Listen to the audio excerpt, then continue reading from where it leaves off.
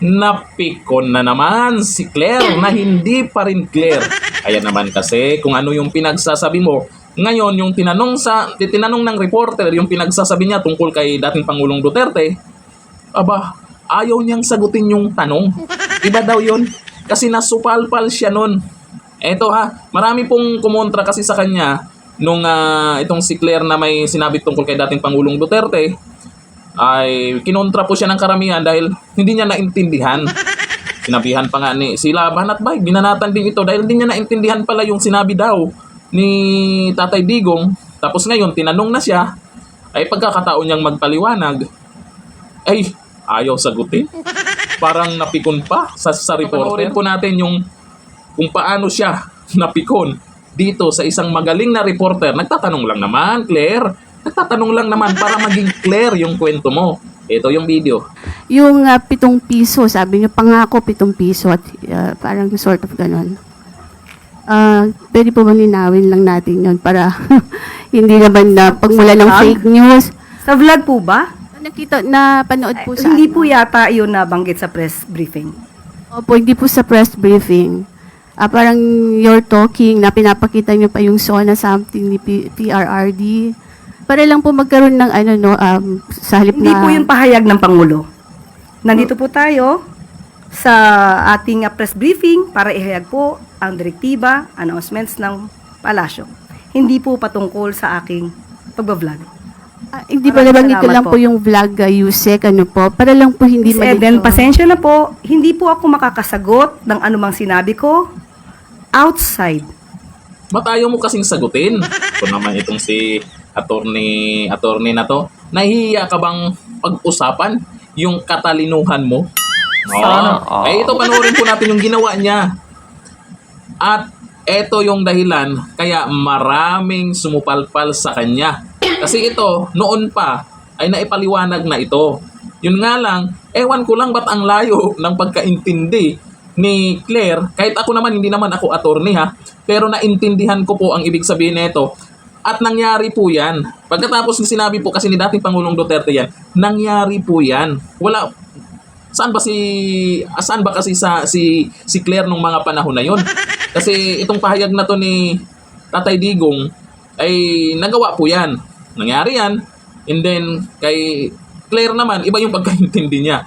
Ito, panoorin po natin yung pahayag ni dating Pangulong Duterte noon na iba yung pagkaintindi ni Claire na hindi pa rin clear. Itong video.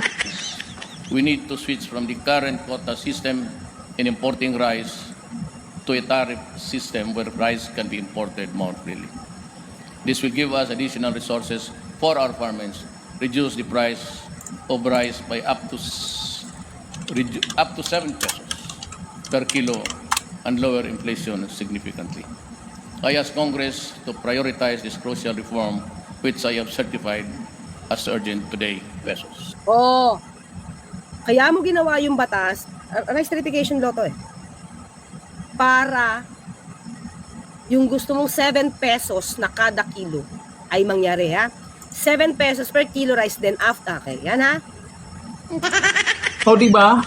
Yung pagkaintindi niya, natatawa ka na lang. Malinaw po na nabanggit dyan na reduce. Ano bang ibig sabihin ng reduce?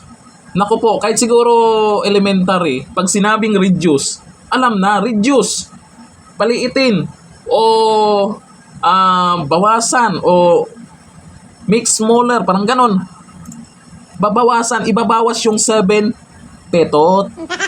I-reduce ng 7 petot. Wala namang sinabi na gawing 7 petot.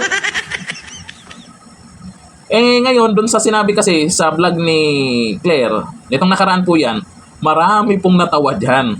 Sila Banat Bay, mga kilalang political vlogger. Pero yung mga 1530 vlogger, ay hindi po nag-react dyan. Baka kasi pati sila mapahiya dito sa sinabi ni Claire. Malinaw po kasi yan at ewan ko lang, noon pa naman napag-usapan yan. Yung nangyari kasi yan, noon, sa panahon po ni dating Pangulong Duterte, merong hindi po nakaintindi kaagad. Kaya napag-usapan po yan. Nagkaroon po ng debate ng mga vlogger at bandang huli, siguro naisip-isip ng kabila, ay mali yung pinaglalaban nila. Kasi po, nakikita naman yung mga nangyayari, yung pagbabawas ng 7 pesos per kilo, babawasan ng 7 pesos. Example, 47 pesos per kilo ang bigas, babawasan ng 7, maging 40, hindi maging 7. Malinaw po yun. Kahit ako po hindi ako attorney, pero naintindihan ko po yun. Babawasan, hindi gawin. Iba naman yun, Attorney Claire. Siguro, nahiya siyang pag-usapan yan. Bakit kasi napipikon pag nagtatanong, may nagtatanong lang. Pikon agad yan. Tanong lang naman. Grabe ka naman, Attorney Claire. Kayo po, anong pagkaintindi nyo po dyan? Matagal na po yung video na yan na marami na pong nagpaliwanag dyan Kayo, kung anong pagkaintindi nyo po sa reduce 7 pesos or kay Attorney Claire kasi sa kanya gawing 7 pesos. Nako, comment tayo dyan. Hanggang dito na. Thank you. Bye-bye.